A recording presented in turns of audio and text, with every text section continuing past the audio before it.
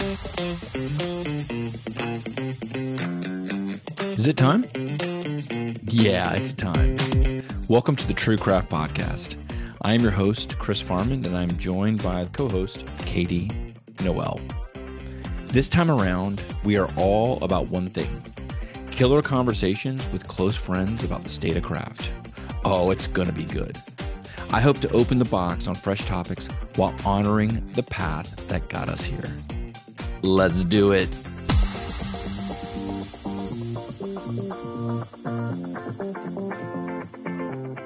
Are you recording, Katy? Oh, yeah. Okay. Well, in that case, welcome back to another episode of the True Craft Podcast. Today we have what I call a veteran of the original launch and just all around a good guy, Michael Memsic, founder of Sanitas Brewing, Boulder, Colorado. Yeah. Welcome back, guy. Yeah, this show's great. Is Boulder still as beautiful as it was when I visited like a year and a half ago? Yeah. No, it's terrible here. It's terrible. We've got the prime effect going on too. Like all the shenanigans with Coach Prime. So Boulder's a big deal right now. We have like movie stars walking down the street. Katy, have you been to Boulder? I have not. Oh my gosh. It is just breathtaking. I'm sure I'd love it. It's a very special place. I'm in the Pacific Northwest, and I feel like if I like it here, I'd probably like it there. I hear it's amazing. So I put Boulder and Asheville kind of in the same bucket as in the event that Asheville right now, you can't touch real estate prices. It's one demographic. It's one socioeconomic class. It's really hurting the craft beer market in Asheville, which is the East Mecca of beer, right? Yep. If you're not Burial or Wicked Weed, you're toast, or Sierra Nevada or Oscar Blues. But if you're independent and small and you're not Burial or Wicked Weed, you're hurting really bad. And it's just affluent, white, privilege. And we vacation in Western North Carolina 2 times a year, and we always stay 30 to 45 minutes south of Asheville because it's like real mountain towns. You get back to like the real people. But I feel like Boulder, I don't know if it's hurting the beer scene there, but Boulder is just breathtaking and manicured and a beautiful area. Yeah, I think that especially what's happened recently and when I say recently, I mean the last 10 years, with Google and now Apple coming, and they're not coming with like satellites. They're building campuses in city limits. Mm-hmm. And when they build campuses, they are predominantly tearing down warehouse space, where we fit in, where craft beer fits in. And so if your warehouse all of a sudden is now able to be sold to somebody who's one of the 5 biggest companies in the world, you can't compete. And not only, you don't even try to compete. It's like, I can go get in a foot race in the parking lot, but I'm not like signing up to try and be an Olympic athlete here. Like, I'm honest. I'm not going to try and compete against Google. It is impossible. So it's changing Boulder very quickly right now. And I don't think that Boulder is going to be a craft beer town in the long run. I don't know how much longer we have, but we will be, Sanitas will be gone from Boulder. We may have an opportunity to come back, but like, I will lose this facility. Because it's way, way too valuable to keep as it is. So some of that is a bummer and some of that is a reality. I've had a lot of success because of the growth, and it's a cool town. It's a great place to be, and we've done well here. So I'm appreciative of it, and I like it. So I'm not one of those people who's like, we got to fight the man. It's just like, this is our reality. And my property value has done wonderfully. But getting in is not easy. It's all California money. It's crazy. And they've got deep cash. Oh yeah, dude. There's no comparison. There's absolutely no comparison. And so the University of Colorado Boulder is there. Yep. And you have all these amazing. Are they attracted to the university as well? Is it putting out crazy good engineers? And I think that's part of it. And then they do the same thing where they all follow each other around so that they can, you know, steal from each other and poach from each other. So there's a big life science scene that's growing here as well. So there's a lot of tech money here now. We have all the like classic PE venture capital, nationally known groups all have offices here now. Yeah. The university is a strong university. You know, it's not Harvard, but like as in terms of public institutions, it's a great school. Very good. I'm an alum, so I speak highly of it. I didn't go to the rival, so I'm not going to tear down my own school. But no, it's a strong school, and there's culture here. People want to be here. I think that's one of the things that makes Boulder, in a lot of Colorado, a really special place. And I think it also aligns very similarly with craft beers. People want to be here. This isn't where you're working for your dad's company because you didn't do so well in high school or you got in trouble or something like that. No one's from here. You know, like my kids are from here, but no one's from here. And that's like a massive overstatement, obviously. But like the people who move here, it's because they want to be here, and there's a lifestyle, and it's beautiful. The mountains are fun. Craft beer is great. We have a lot of outdoor industry companies here. It's just like, it's a great place to live. I love living here.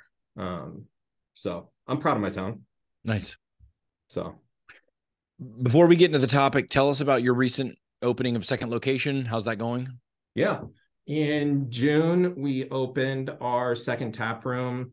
That space is 4,500 square feet. Small R&D only system, 3.5 barrel system. So really just doing a couple of one-off beers predominantly for that location. Some of the beers coming this way too. The majority of the lineup down there is being brewed in Boulder. And then we put a kitchen in that location also. I don't run the food. It's with a food partner here in town. It also has a coffee shop similar to what we have here. So we're big believers in the whole third space concept. And we want our space to open early and close late and provide a place for people to work, to be social, to engage, interact, you know, the whole day through. And, you know, turning the lights on is not that big of a hit for our overall expenses. So it's a new town. It's a new area for us. It's about an hour away from here. So we're learning the demographics there. And it is not performing to our original projections and pro forma. I think it's doing well to fine to well for Colorado craft beer tap rooms. We're lined up with a lot of the other folks, but we were hoping to beat that. So we're running an operation, and it's good. It's a beautiful space. Did I see correctly that the food concept is Smashies? It is a smash burger. Yes. It is not from Smash Burger. It's a new concept called Sea Burger from a local restaurateur here in Boulder. And hopefully he's going to open a whole bunch of these. It's all regenerative beef. Super simple menu. There's like 3 burger options and 2 like mushroom burger options and French fries. Like, what's regenerative beef? Basically cows raised in a better way for the planet. Got it. So it's not a Beyond Burger. It's actual beef. Okay, Yep. Good. Thank God. It's Thank beef, you. and it's sexy cows. Sexy cows. Very sexy cows. Like, I don't know if you've seen and hung out with sexy cows, but like, these are sexy cows. They're beautiful. Yeah, I've seen them. They're beautiful. Yeah. So it's exciting. And, you know, we're going to keep going down that path as much as we can, with additional tap rooms, and we'll find out where the wave is. Like, I do think that there's a max to these tap rooms, but we're going we're going to go try and find it. Awesome. Okay. You and I always talk big picture. We don't get in the weeds that often. And that's what I appreciate about you. We can talk big picture and make sense of it. Today's topic is the future of craft. It's such a timely topic. It really is a timely topic with we were talking about a lot of the news articles these days coming out are doom and gloom. Some people can view them as reality. They do get discouraging, but a lot of our customers are doing creative stuff right now. They're doing really, really creative stuff. And I don't view it as like a revenue grab or a last gasp of business. I view it as breweries turning into beverage companies or embracing the beverage lifestyle. Do you tell me your thoughts on where you think the future of craft is? What's on your radar? Talk to me. I think you're right. I think it is becoming beverage companies. I think there's a caveat to that. I think that almost I don't know what it is. You should do this. You're a math guy. I think that there is somewhere a ratio of coffee shops to population density of an area, excluding Starbucks, that we can relate to. There isn't a Starbucks version of craft beer, and I don't know why there isn't. I don't know why there isn't a 75 tap room brewing company in America. I don't get it. There's in hindsight, there should be, because there's money in these tap rooms. Yeah. And especially when you streamline them, you make them into restaurants, you put a little R&D, there's a hand, BJ's gotten close, Rock Bottom's gotten close, but I don't understand why somebody hasn't scaled this to 100 or 1,000 locations yet. But I think that most towns in America can support a couple of tap rooms that can do a nice little business. I think getting over that 1,000 barrel mark to that 3,000 to 5,000 barrel mark, a lot of towns, there can be a lot of those breweries across America that I think can succeed. But then there becomes a number of them that we can't handle for those population densities. And I think if you want to do anything beyond that, you have to be thinking about a beverage company and how can you stack layers into your business, whether that is multiple breweries or brand extensions that go out into the world. I just think it's going to be really hard to start a brewery, can beer, even if you exist, even if you're at 25, 30,000 barrels. I think it's going to be extremely difficult to continue doing that. I think the game is going to be driven by little local powerhouses and a couple of people that are going to basically function like national brewers. Yeah. And then the wins and losses, like New Belgium's on fire right now. Voodoo Ranger's amazing. They did a phenomenal job with that product. There's another Voodoo moment coming for Boston Beer or Sierra Nevada in 5 years, and they'll do some branding and they'll have a nice product that hits it'll hit C-store nicely and it'll have great growth. And maybe it's hazy little thing and maybe it's something new that they invent or whatever it is. I think that those opportunities are always going to be coming and going. But I don't think that getting double-digit growth for long periods of time, growing to a 50,000 barrel a year brewery that's in 9 states, I think that's over. I think there'll be a couple more of it, but overall, that's over. Yep. Starting a brewery and thinking you're going to become New Belgium is just like when you're a senior in high school and you get in a band and you think you're going to be a rock star. It does happen. Every single rock star started in a shitty little band. Right. But there's a lot of shitty little bands. So I put this together last year that New Belgium really stole a page out of every smaller craft brewery's playbook.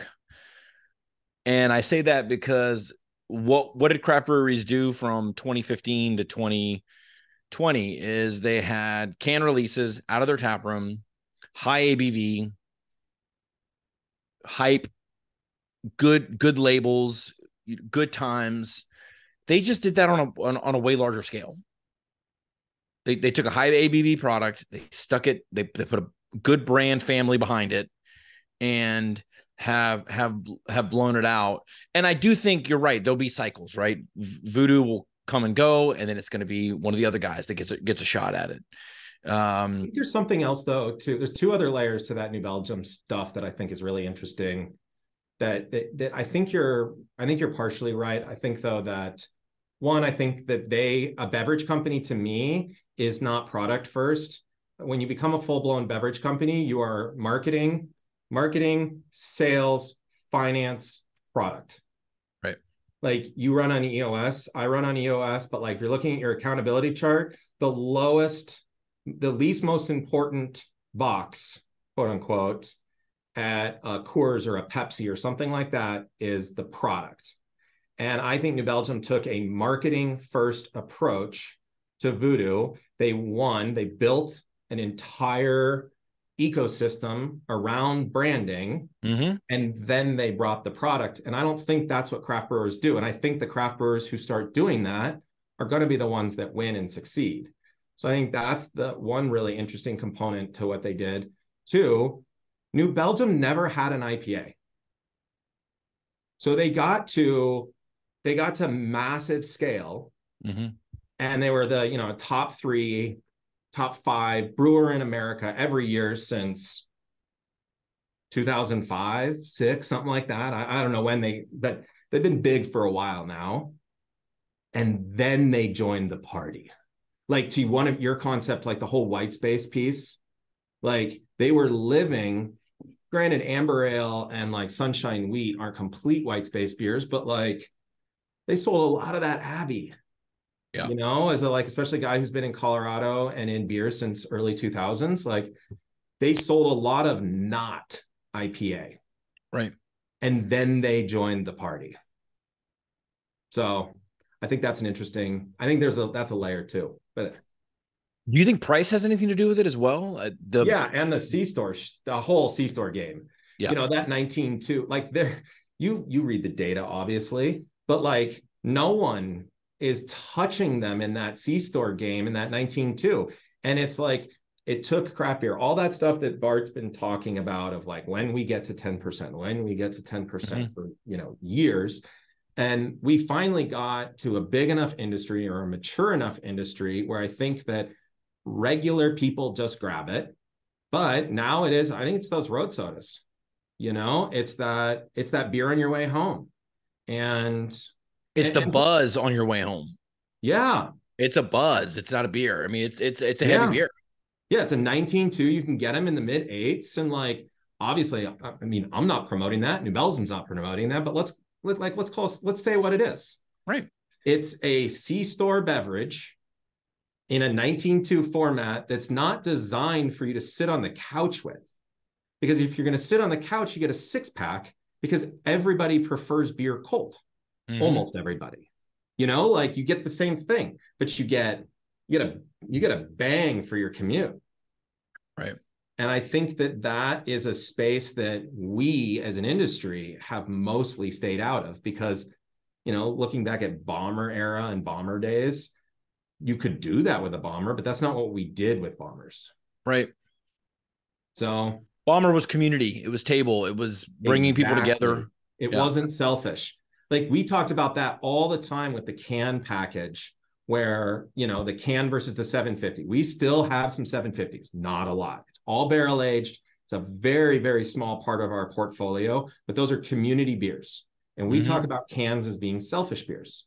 This is my can. We're not sharing a can. And if I pour it in a glass, it's my glass. I'm pouring it in a proper glass. I'm not pouring 4 ounces of my can. But a 750 that's barrel aged or, some of the Imperial Stout game that still has some traction, stuff like that. Those are great community beers.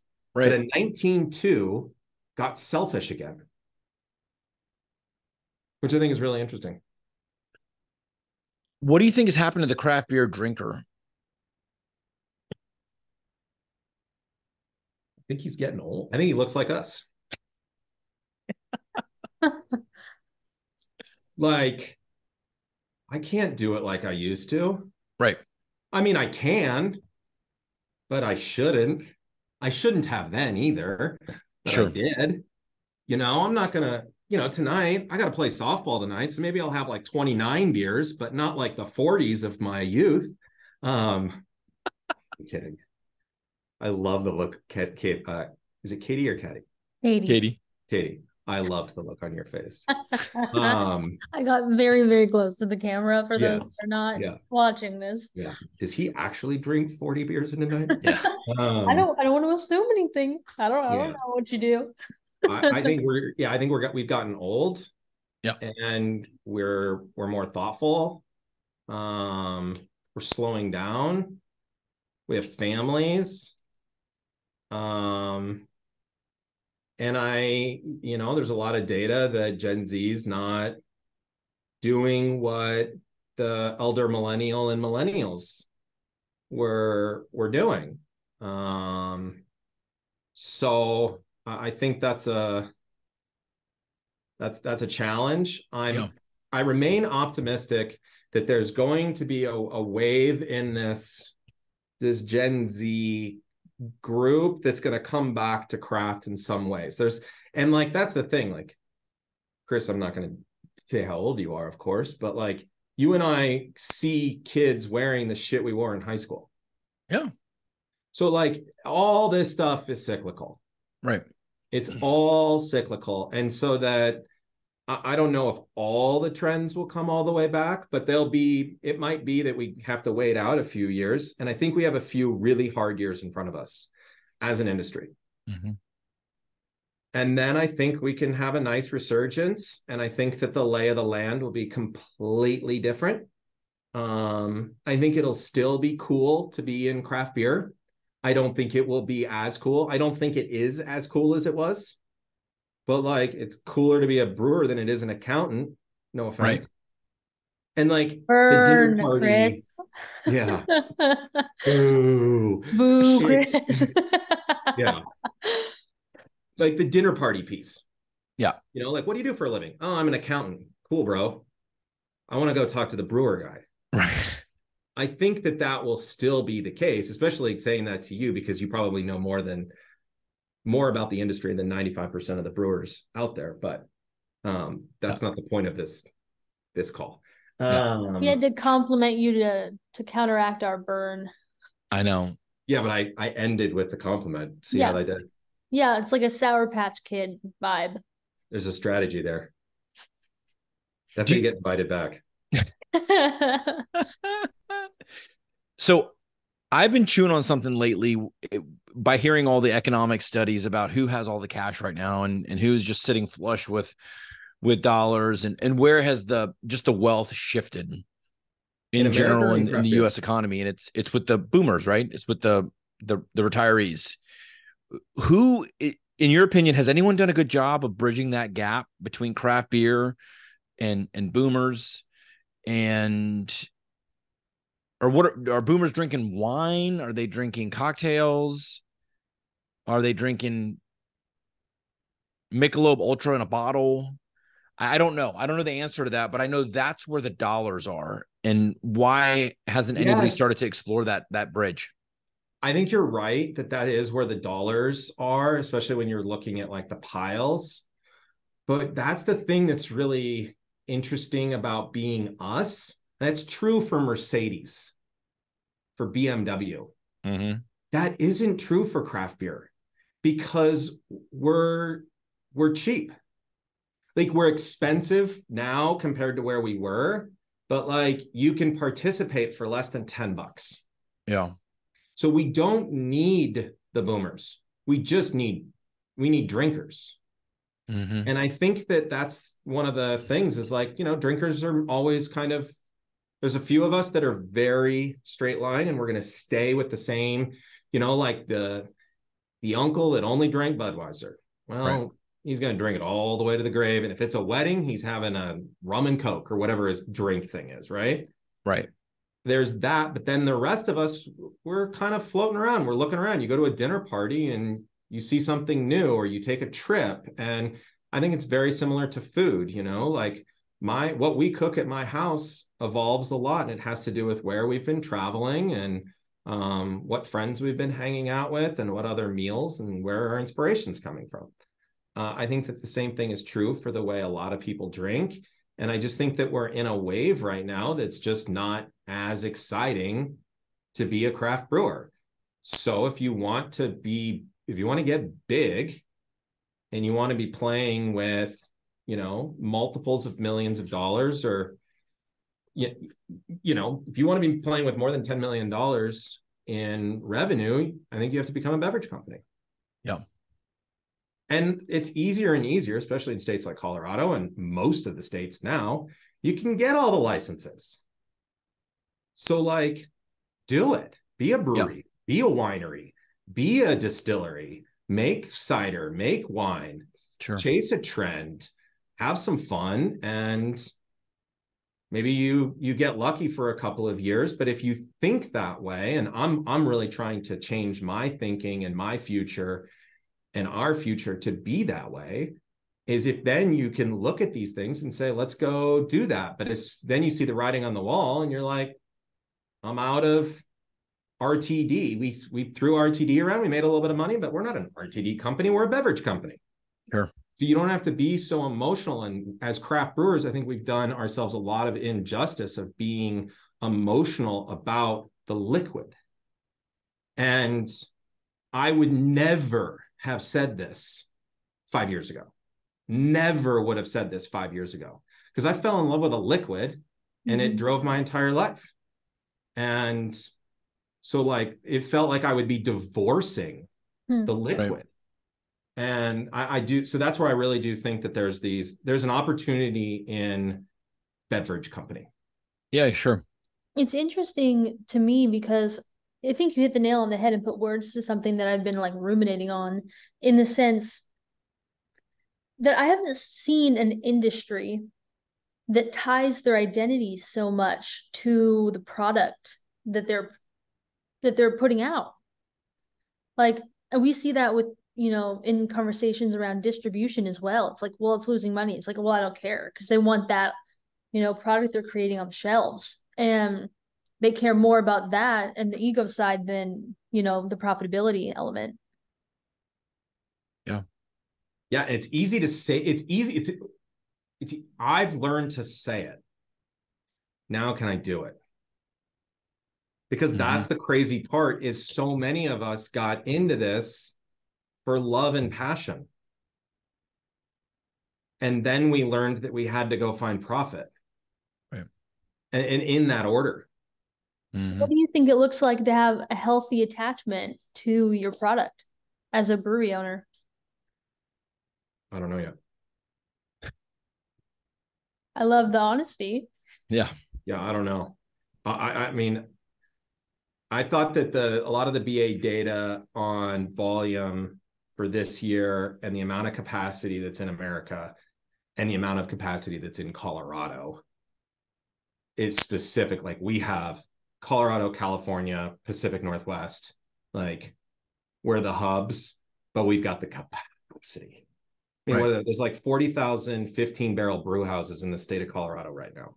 I think I don't know if that number is exactly right, but 4,000. 40,000. No, I'm just kidding.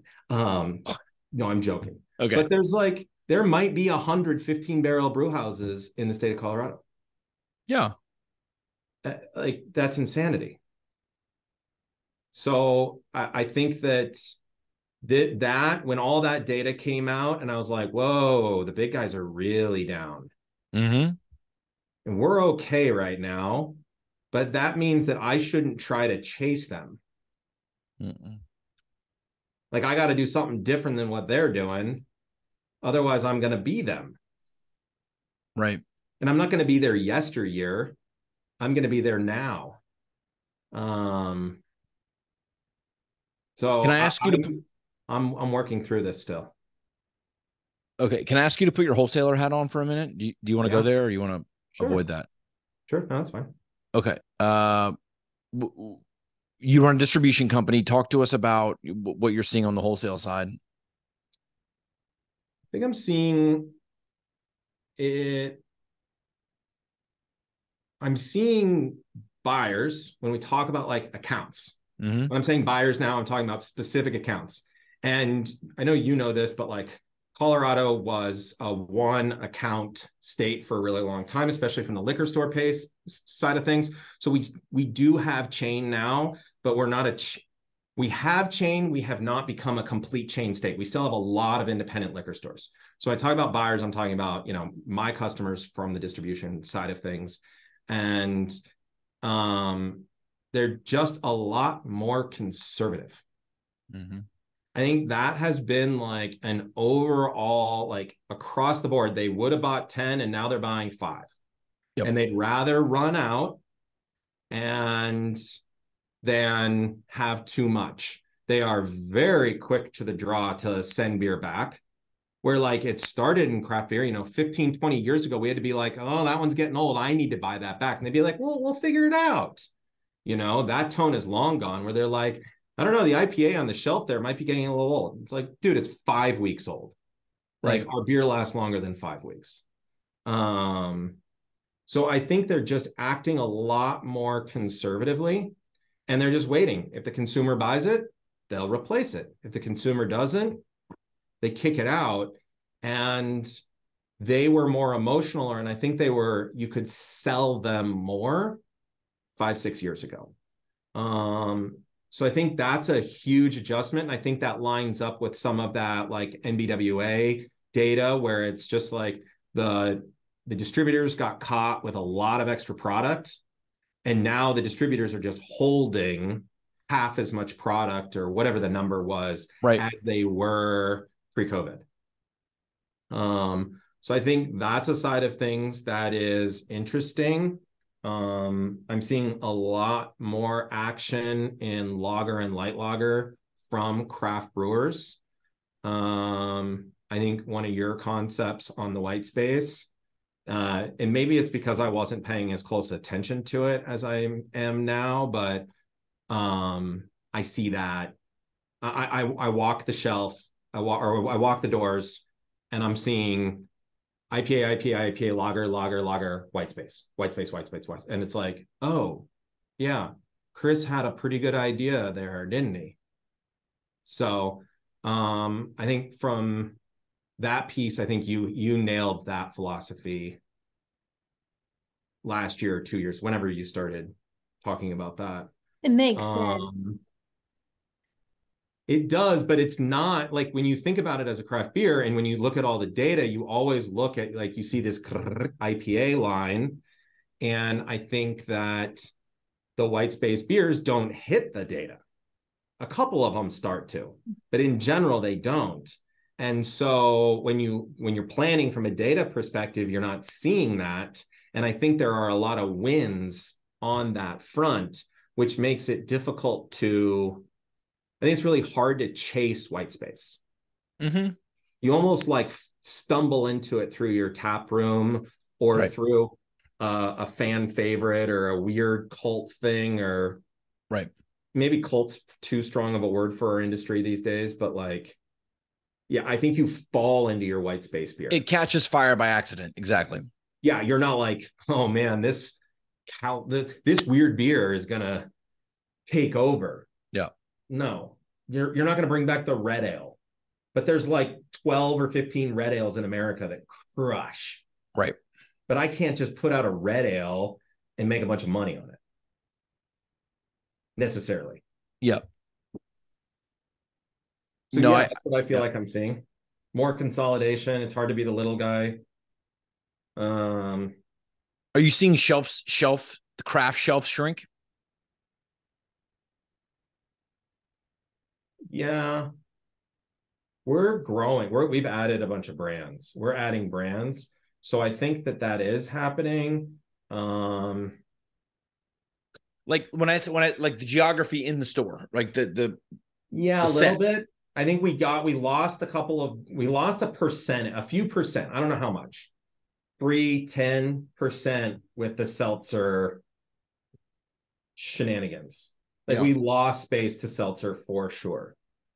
I don't know that RTD did not do what seltzer did. And And yeah, I don't know that we'll get that back, but I think one of the things, especially here in our market, and we have a very mature craft market in Colorado, obviously, but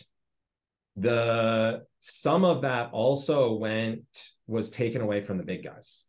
So like, instead of having, 25 Budweiser suitcases across because these liquor stores are looking at it like, I'm going to sell my 50 cases of Budweiser no matter what, or maybe Bud and Bud Light's a bad example right now. Coors, like Coors Light cranks here.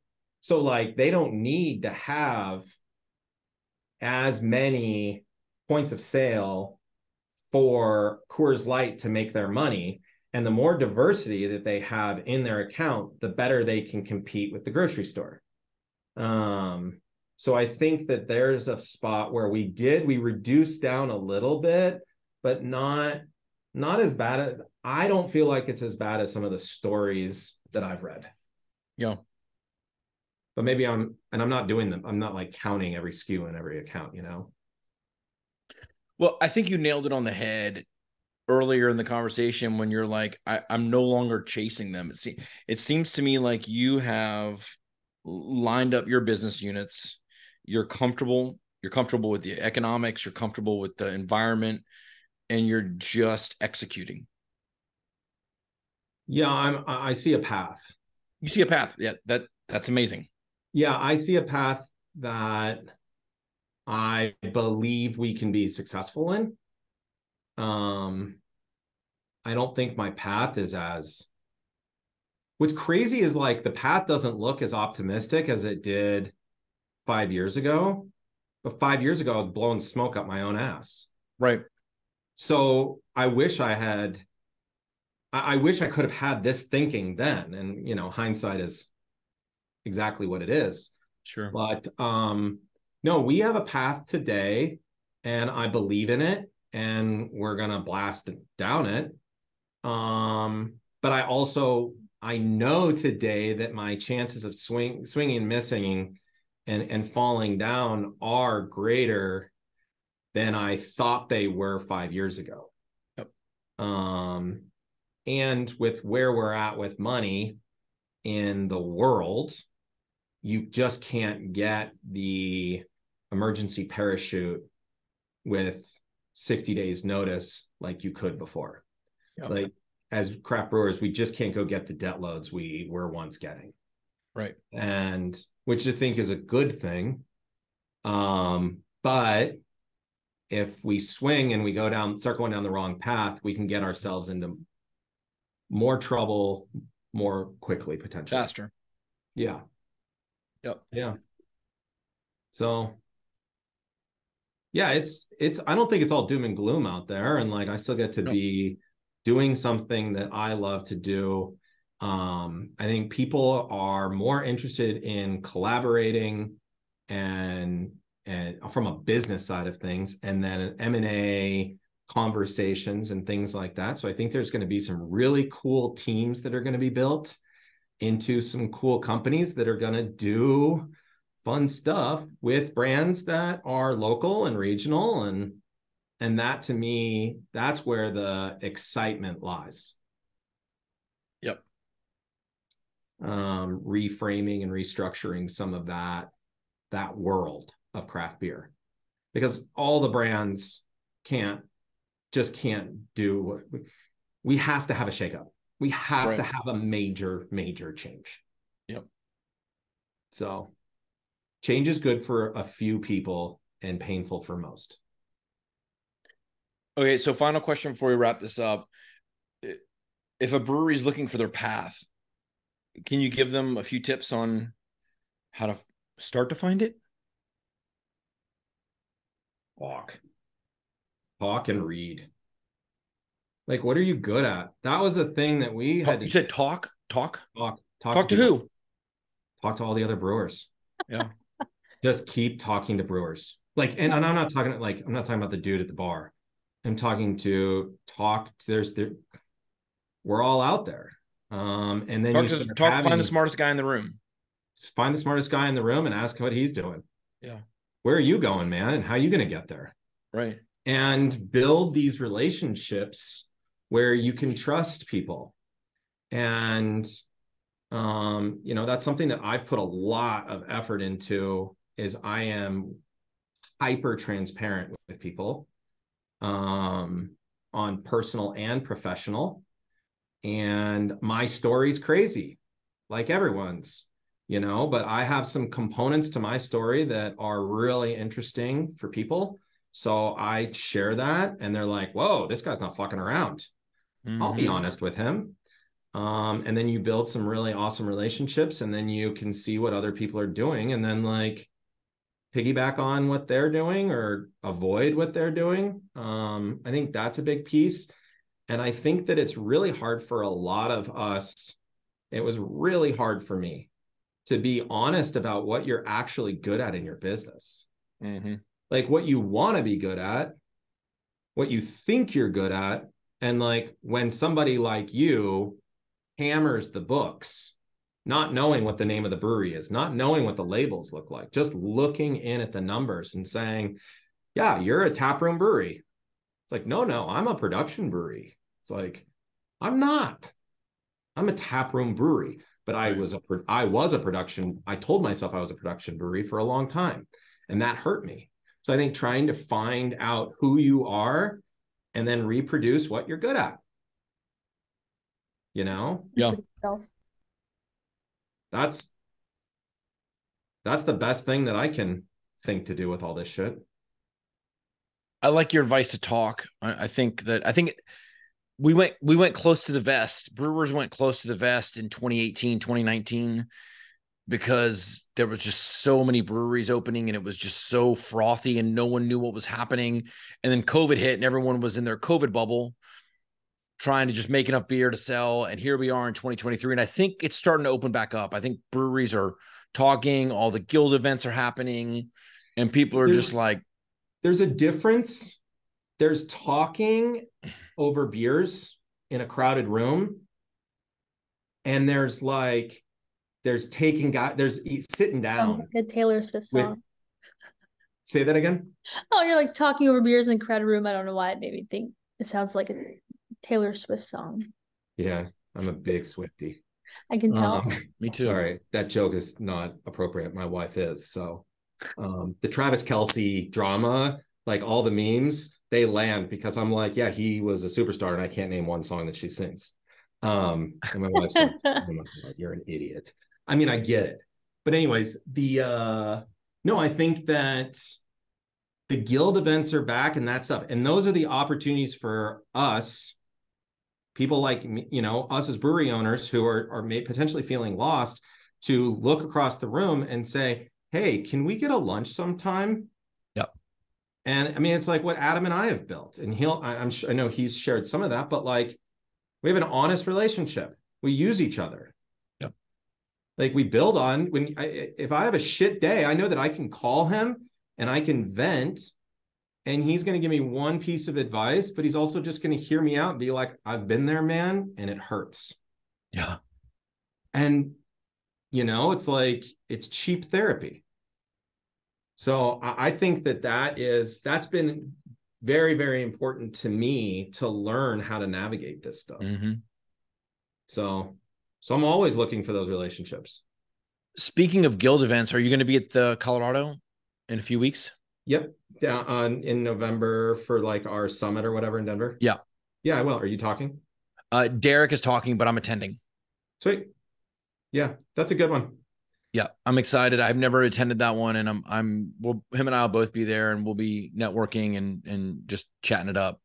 So yeah, it's good. And then some of the guys that attended when you were here, that I'm very close with, they'll be down there for it because they're involved in guild and stuff like that. But yeah, that's been a good event the last few years. It's not big. There's 40 of us in a room, not 400. And it's not like a schedule that has to be on an app and like all this other crap. You just like walk up and you do the thing, and then you're out of there. But yeah, that should be good. I'm looking forward to it. Awesome. Well, I'll hit you up few days before, and we'll line our schedules up and get together for a meal or beers or something. And I don't know why we're talking about our plan on the podcast, but anyway, where can we learn more? Want to join? Call info at. Tell us where we can learn more about Sanitas and where people can find you if you want to be found. It sounds like you kind of want to be found. Yeah. We want to be found. Tell us about Sanitas. Where do we learn more about your brewery? Sanitasbrewing.com is like the straightforward, easy place to go. We've got a big tap room here in Boulder. For all those of you, got 3 more home games. So for those of you who are coming to see Prime, come get what a spectacle. It's insane. I love it, but it is pure chaos. And the people who it's insane. What's their schedule now? What's their how many have they lost? What 2, are we talking about? 3, 4 and 2. We lost. I gotta go. We won last week. I should know this. We play Stanford tomorrow night. We should win that game. And then we've got 4 wins. That'd be 5th win, 6 wins to get bowl eligible. The Buffs haven't been to a bowl since it's been a while. Mid 2000, 2007, 8. I remember growing up in Colorado being a contender. Yeah, we were good. Even when I was there in the early 2000s, we were good, and it was fun. It's fun when your team is good. Yeah. When your team wins 1 game in a season and it's an upset, brutal. Yeah. So yeah, the Prime effect is real. But anyways, we're here in Boulder, and then our second tap room is in Inglewood, which is kind of southwest of Denver proper. And then we distribute up and down the Front Range. You can find our cans all over, and yeah, we're out there slinging it and trying to have some fun. Okay. Awesome. Very cool. Appreciate the time today. Yeah, Katy, it's great. Michael's going to be a regular guest. He's going to be a reg.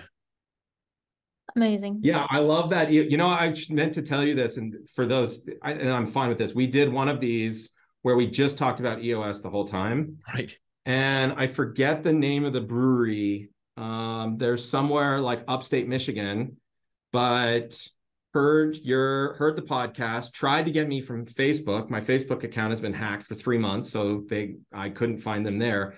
And they got me through the info page. They liked our conversation. They're a regular listener of yours, reached out, and I spent 2 hours trying to help them get through their onboarding of EOS. So that was so people are listening. Crazy. I agree. We're following the numbers, and it's yes. I was in Pennsylvania last week, and I was done talking, and the guy raised his hand. He's like, "Love the podcast, love your writing, keep it up." So it is. Our message is getting out there, and yes, people are listening to you and me and everything. So it's great. Yeah, it's fun. So awesome. Well, I look forward to seeing you in a few weeks here. Yeah, for about a month, I guess. Yeah, and thanks for having me. All right. Talk to you soon, Michael. Thank you for joining us. Michael. Awesome. Thanks, guys. Take care. Cheers. Talk to you soon. Bye. Thank you for listening to this episode of the True Craft Podcast. If you like what you heard, please subscribe to the show on your favorite podcast player. And if you are just dying to know what Chris and I look like, you can head over to YouTube for a video recording of the show. Links to cool information about our guests and other fun facts can be found in the show notes. This podcast is sponsored by Small Batch Standard, the premier financial agency built to serve the craft brewing industry. We help craft breweries grow profits through outsourced accounting, tax compliance, and growth consulting. Visit sbstandard.com today to learn more and request a discovery call.